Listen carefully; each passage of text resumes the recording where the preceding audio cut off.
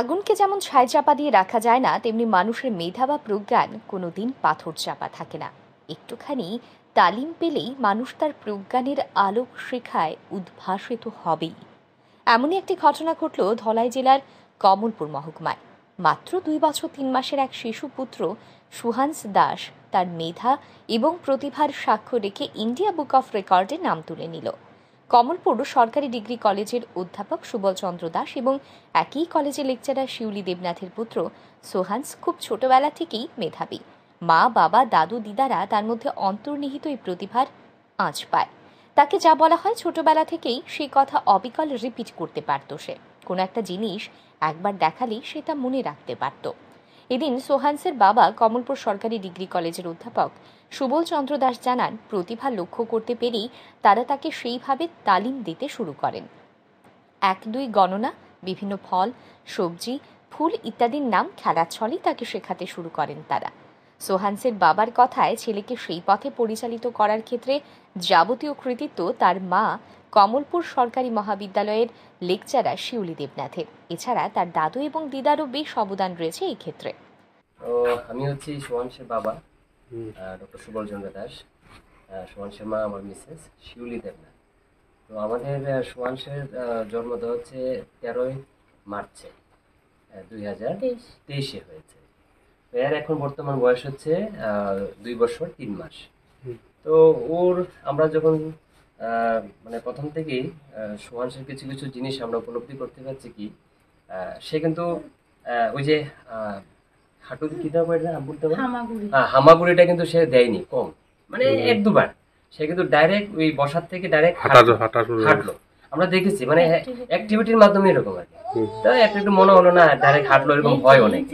তারপরে ধীরে ধীরে যখন কিছু কিছু তার অ্যাক্টিভিটি আমরা এক্সপিরিয়েন্স করলাম, যে সে মানে অল্প বয়সে সে অনেক কিছু বলতে পারে, আমরা কিছু বললাম সে রিপিট করতে পারে, দেখা গেল সে মনে রাখতে পারে, মানে মেমোরিটা অনেক ভালো।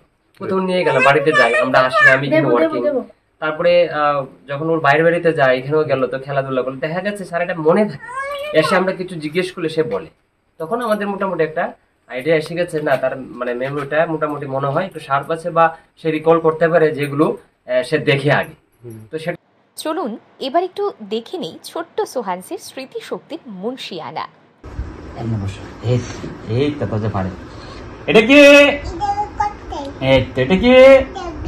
Very good. এটা কি? ইয়েস। এটা কি? হ্যাঁ। এটা কি?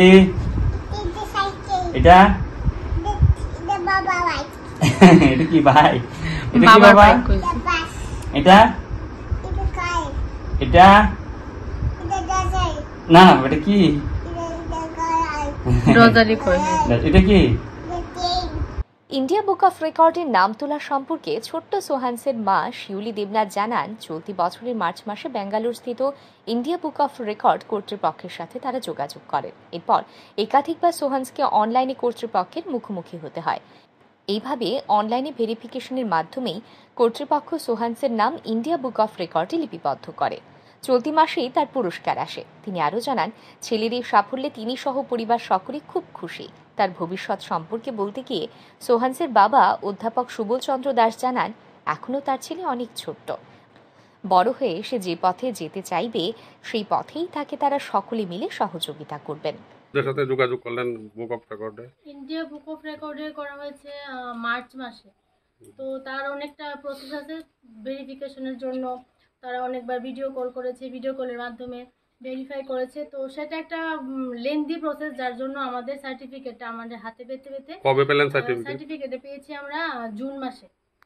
জুন মাসে। পুরস্কার কবে আসলো আপনাদের কাছে? পুরস্কার আমাদের কাছে এসেছে এই তো জুলাই কোথায় গেল, জুলাই মাসে এসেছে। কম্পিটিশনটা কোথায় হয়েছিল?